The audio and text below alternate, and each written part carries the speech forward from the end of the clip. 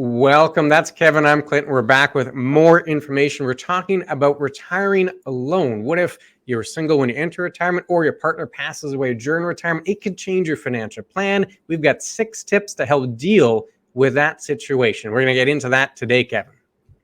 Yeah, I'm Becker. That's Orr. As you can tell, we're Becker Orr Wealth Management. Let's not delay this any longer. Let's jump right into it. We are talking about 6 tips that you have to deal with if you are single, and you could have become single a variety of different ways. But if we take a look right off the hop, the retirement stats show U.S. Census Bureau of 2019, divorced, never married, separated, or widowed. Females over 65, more than half are single. Males, about 32%. That is a huge number when you actually take a look at it. Again, on Stats Canada, over 2 million single women or widowed, 65 and over. And for 2016, if we look at the bottom one, 1 in 4 Canadians over 65 live alone. So this is not just something that, you may or may not have. 1 in 4 Canadians, based on that sort of number, are alone. So it is very important that you realize that there are certain tips that you should look at in retirement and know what to do. So there are options to deal with from there. Right, Clint? Oh, absolutely. And this is why we're going to go through 6 tips. So the data shows us most folks are going to find themselves in this situation at one time or another. And again, that last point you mentioned there, Kevin, which was that 25.7% of Canadians are alone over 65. That was in 2016. As the baby boomers age, these numbers could change. And my expectation is you'd see more of that happening as that baby boomer demographic kind of moves further into retirement. You might see these stats continue to grow. So we promised 6 tips. Let's just get right into the 6 tips. Number 1 there, Kevin, need a personalized plan. Now, yes, we're biased. We always tell folks they need a plan regardless in retirement. You certainly need one if this is the situation. If you're entering retirement single, or if your partner's passed away in retirement, the situation changes, right? The usual tax tools might not be available. The pensions might decrease. The whole situation might need to be updated. And you need to make sure you have a personalized plan. And here's some of the things that could possibly change if you're single or someone passes away. Yeah, I mean, basically they say your CPP survivor benefit, you only get 60% of what your spouse had. Now, again, that's 60%, assuming you're not collecting maximum already. If you are collecting max, then you'll lose the entire thing. So you will be able to get to the maximum, but you won't have 2 of those anymore. OAS for your partner stops. And again, the big factor is you can now not split income. That can be a huge factor, because if you split it and kept under a certain bracket beforehand, chances are you may be in the next one now and you may be paying more taxes. So making sure you have a personalized plan of some format will help you to try and alleviate some of these problems, because you've already thought about what to do going forward. But there's more than just these that we want to deal with. Yeah, and it's important to mention a lot of the tax tools, not all of them, but many of them are kind of designed for couples. That's usually what's in mind. And if you're no longer a couple, well, you might lose some of those tax tips. So that personalized plan, that's tip number 1. We're passing along. It's certainly important. Number 2, we had a little data to look at for this one. This was a survey done by Northwestern Mutual in the U.S. A few years back, and it's about financial anxiety. And part of their survey, they found that folks that were single in retirement were experiencing far more anxiety, or reporting that they're feeling higher levels of anxiety than their married counterparts. You can see the data there, 45% of single men versus 35% of married men, 50% of single women versus 41% of married women. So about a 10% increase financial anxiety for those that are retiring solo. And the second tip here, Kevin, to help deal with that anxiety is education. Whether that's you doing your own research to feel more comfortable with the topic, or perhaps you reach out to someone and try to build a connection so you have an individual, whether it's a financial advisor, a close friend, or family member that you can go to get some financial answers, so you have a little more peace of mind when it comes to your finances.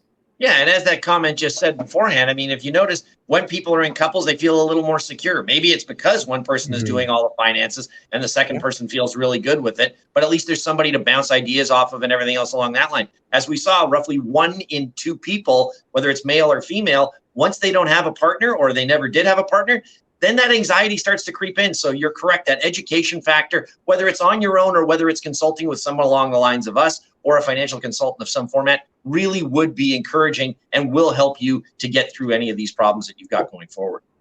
Yeah, that was tip number 2. Number 3, where you get into a very specific item here, those RRSP, specifically the tax that comes along with an RRSP. I always tell folks, you don't want to die with a lot of money in your RRSPs or your registered accounts in general, because it create a big tax burden. That is especially true if you are single. If you have a partner, a common law spouse, you pass away, it can all go to them completely tax-free. It just rolls over. So a little less of a headache when that first person passes away. However, if you do not have a spouse and you pass, big tax burden. All of it is treated as income the year in which you pass. So if you had, say, $400,000 left in an RSP, well, that's $400,000 of income, which means you're likely going to be way up there on the tax brackets, and you're going to have to cut a big check to the government. So you don't want to do that.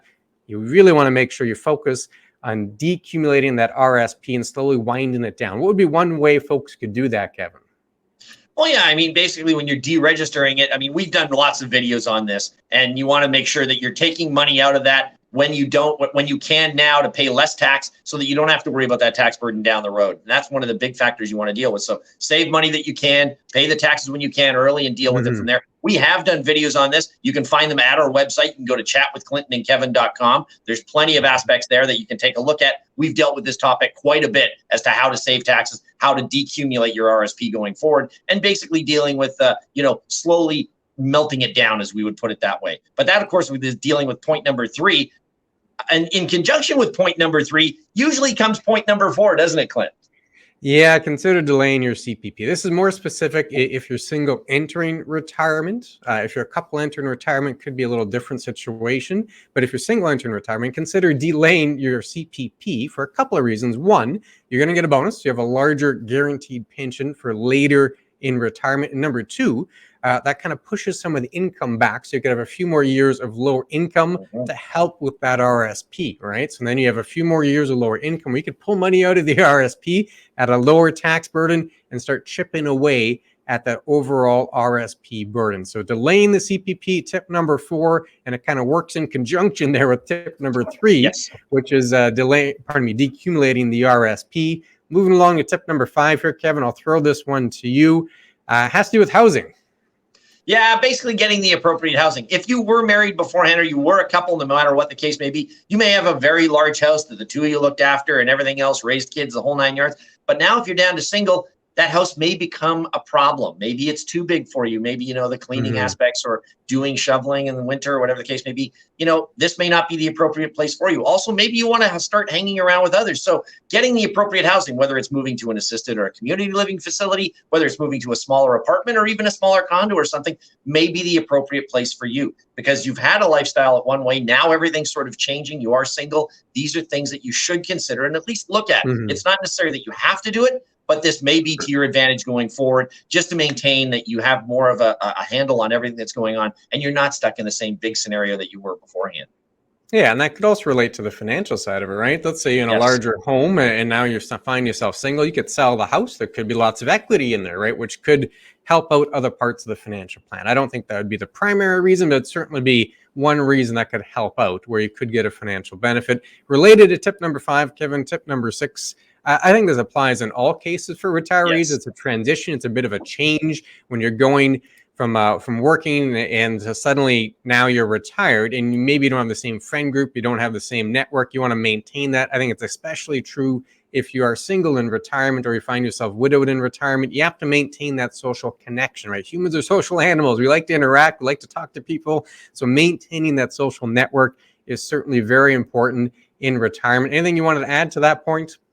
No, I think that it's a proven fact that, as you mentioned, we are social people, and by not having that social contact, you may find that you're creating more health problems or other things down the line that you didn't see beforehand, because you were constantly in that sort of social environment. So keeping that going is always a huge factor. And again, if you have any questions on this, or you want to find out anything more, please go to our website, chatwithclintonandkevin.com. We're more than happy to answer questions on any of these that you've dealt with, or any of the other topics we've mentioned during today. And that should take us right through to, the end of the video as to what else we want to add on this going forward. Yeah, well, you always want to watch a different video. We've got lots of additional topics like similar to this one. We went through a video on the 5 mistakes people often make for financial planning. You like this video, you're going to love that video. It's probably right over Kevin's face right now. So you can click that one and we'll definitely see you there.